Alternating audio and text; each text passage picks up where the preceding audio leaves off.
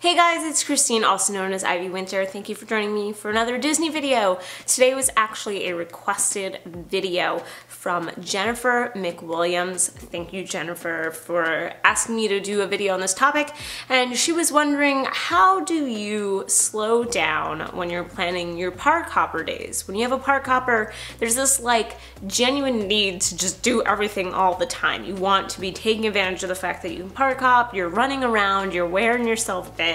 And by the end of the vacation you realize you haven't really relaxed. You've just kind of gone nuts. And maybe the idea of slowing down appeals to you, but you just don't know how to do it. And so this is Jennifer's problem, and honestly, it used to be my problem. For the longest time I would go to Disney, usually with a park hopper or sometimes an annual pass, which in and of itself is a park hopper, and I would run around like a crazy person. You just feel the need to get the most out of your ticket, and so I would always have two parks on every single day. Morning was Magic Kingdom, evening was Epcot, the next day Animal Kingdom, then Hollywood Studios, the next day Hollywood Studios, then Magic Kingdom.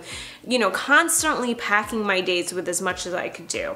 And granted, when I was younger, this wasn't really a problem. I enjoyed it. I liked going full hustle at Disney World. I used to always say that it is a vacation that you need to take a vacation from afterwards. And I still kind of feel that way in general because there's just so much to do. But as I've gotten older, I've learned to sort of slow down and to master the art of being okay with slowing down. And I think that's the first tip I want to give here is be okay with slowing down. You need to let go of this idea that you need to do everything, that you need to make the most out of your money on the ticket, and that if you don't, your vacation was not as good or fulfilling as it could be.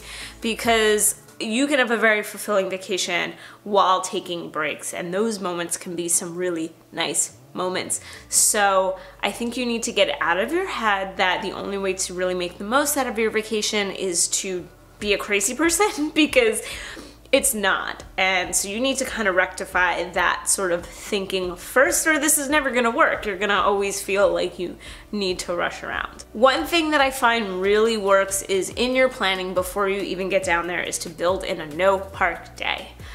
This obviously really works if you have a bit more time in your hands. If you're running down with 3 or 4 days, that might be tough because it really is hard to do a lot of stuff within that time. So maybe even in the shorter trips, make it a half of a no park day. But in general, build it in before you even go. Say, I'm going down Monday through Friday and Wednesday is going to be no park, so we're not gonna do it. Maybe you buy a park hopper ticket that is only so many days so that it forces you to not go to the parks on that day, right? So that you can say, well, I'm down for 5 days, but I have a 4-day ticket. I have to make one of those days a no park day anyway.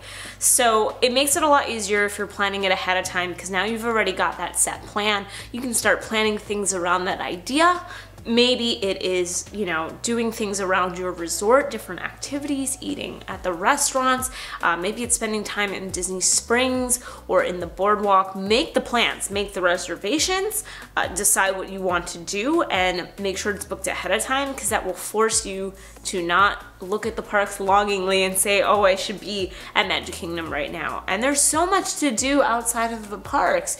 You know, you've got the Void down in Disney Springs, which I love. I think is such an amazing experience. You've got mini golf, you've got bars and restaurants, you've got just atmosphere. You could rent boats and bikes and all of that at different resorts. There's a lot to do that is not tied to the parks. So look into those things and start getting them booked and ready and planned. And I think that if you have that plan months in advance, you're more likely to stick to it than deciding when you're there like, oh hey, I really should be taking a break, but I'm here now and I feel obligated to go ride Tower of Terror. You know, just plan it in advance. When you do take any midday meals or anything like that, do it outside of the park. That's something that I try to do to slow everything down.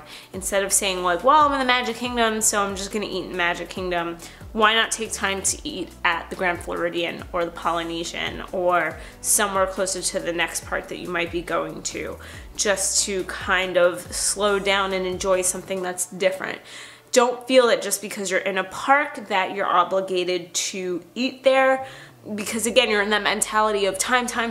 I need to save as much time as possible and I'm already here, so I might as well eat here so I can jump to the next place. slow down. You have all the time in the world.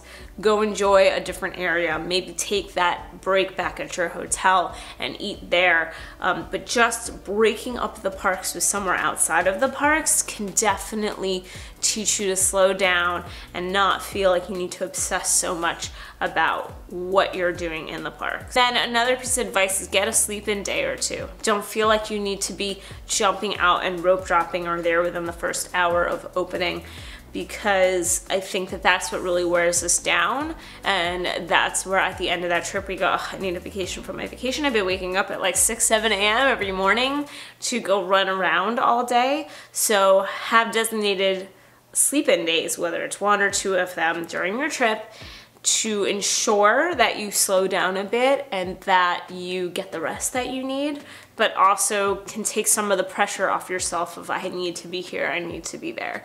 I think that's really what this all ties into, is like it's a self-pressure. You're putting that pressure on yourself, nobody else is. Nobody's telling you that running around and doing everything you can in 4 days is the right way to have a Disney vacation, because there is no right way. We all have different ways of doing it, and taking that pressure off and slowing down and enjoying the rest of Disney is really important, because that's as much a part of your vacation as any of your park days are. Most trips where I do run around nonstop, I get sick. So, you know, take that with a grain of salt, but rest your body, enjoy the rest of the Disney resort. You are not wasting money or wasting time. Just let yourself enjoy everything that's down there, because you know what? In the end, you're still on vacation. I would love to know how you guys try to relax a little bit, try to take the pressure off of feeling like you need to see and do everything when you're at Disney. How do you like to do that? Let me know in the comments below. If you like this video, then like it. If you like me, you should subscribe. I make videos every single week, and I love getting requests from you guys. Like, these kind of videos are my favorite to make. So if you have specific planning questions, or even just questions in general, or topics you want me to talk on, whether it's news or anything else, let me know as well in the comments below. Thank you so much for watching, and as always, have a great rest of the day. Bye.